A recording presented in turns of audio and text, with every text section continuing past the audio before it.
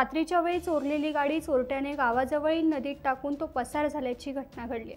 गावकऱ्यांना याबाबतची माहिती मिळताच त्यांनी ती गाडी पाण्यातून बाहेर काढली। पनवेलजवळील भिंगारी येथे कांदेवाडी या ठिकाणी ही घटना घडली। चोरट्याने चोरलेली गाडी त्या भागातील सीसीटीव्ही मध्ये दिसून आली। त्यानंतर ही गाडी गावाजवळील नदीमध्ये टाकून दिल्याचं आढळून आलं। ग्रामस्थांनी त्वरित तेथे धाव घेऊन गाडी पाण्यातून बाहेर काढली। गणेशोत्सव व गौरी सण अवघ्या 2-3 दिवसांवर असून सणांच्या खरेदीसाठी बाजारपेठेत नागरिकांची मोठ्या प्रमाणात गर्दी होत असते। त्यामुळे बाजारपेठेत ये-जा करणाऱ्या वाहनांमुळे वाहतूक कोंडी होऊ नये यासाठी एसटी बस व अवजड वाहतुकीचे उत्तम प्रकारे नियोजन पोलिसांनी केले। शहरातील मसाळ गल्ली लायब्ररी नाका येथून एसटी बस सेवा करण्यात आली। गौरी गणपती सणाच्या अनुषंगाने मुरुड बाजारपेठेत वाहतुकीला अडथळा होऊ नये म्हणून 4 ठिकाणी बॅरिकेड्स लावण्यात आले असून वाहतूक पोलीस होमगार्ड तैनात करण्यात आले। वाहतुकीचं नियोजन खूप चांगल्या प्रकारे केलेलं आहे। माननीय पोलीस निरीक्षक कांबळे साहेब आणि त्यांची टीम जी आहे मुरुड पोलीस स्टेशनने खूप चांगल्या पद्धतीने केलेलं आहे। कारण दरवर्षी इथे खूप गर्दी होतं आणि एकच रस्त्याने सगळी वाहनं जात असल्यामुळे नागरिकांना म्हणजे हे पब्लिक असते त्यांना जाता येता खूप त्रास होत असतं। यावर्षी त्यांनी हा बाजू जी आहे ती बंद केलेलं म्हणजे वन वे केलेला आहे। त्यामुळे वाहनं एक बाजूने जातात आणि माणसं आणि 2 व्हीलर एक बाजूने जातात। जर वाहनं असतील ती एक बाजूने, त्यामुळे नागरिकांना चांगलं म्हणजे फायदा होतो याचा आणि खूप चांगलं नियोजन केलं आहे। बेस्ट एकदम। गौरी गणपती सणाच्या अनुषंगाने मुरुड शहरामध्ये मार्केट आहे। त्यामुळे या मार्केटमध्ये सर्व पंचक्रोशीतील लोक येतात।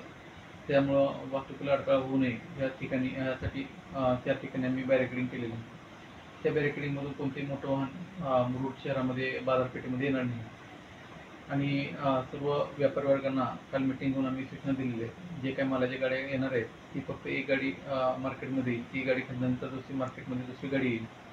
सर्व नागरिकांना असं आव्हान आहे की त्यांनी कोणतीही मोठी गाडी मार्केटमध्ये आणू नये जेणेकरून आपल्या गाडीमुळे ट्रॅफिकला अडथळा होईल। जर अशी मोठी गाडी आली आणि पोलिसांनी निदर्शन झालं तर पोलीस त्याच्यावरती कायदेशीर कारवाई करेल। थँक्यू। गणेशोत्सवाला अवघे 2च दिवस उरले। मुंबईत सर्वच गणेशोत्सव मंडळांची तयारी अंतिम टप्प्यात आली।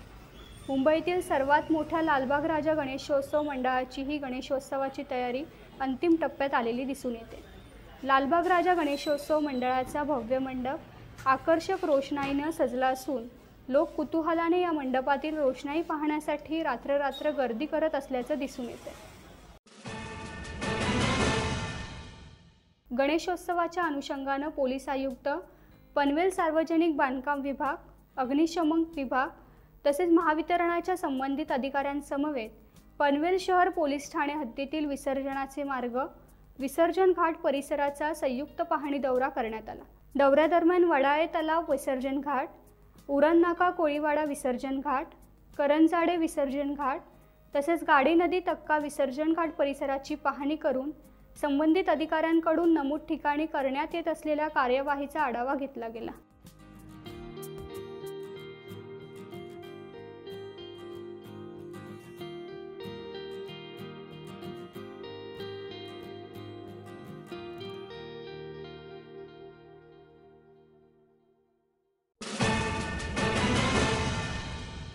कोकणात गणेशोत्सवासाठी कोकणवासीय येण्यास सुरुवात झाली।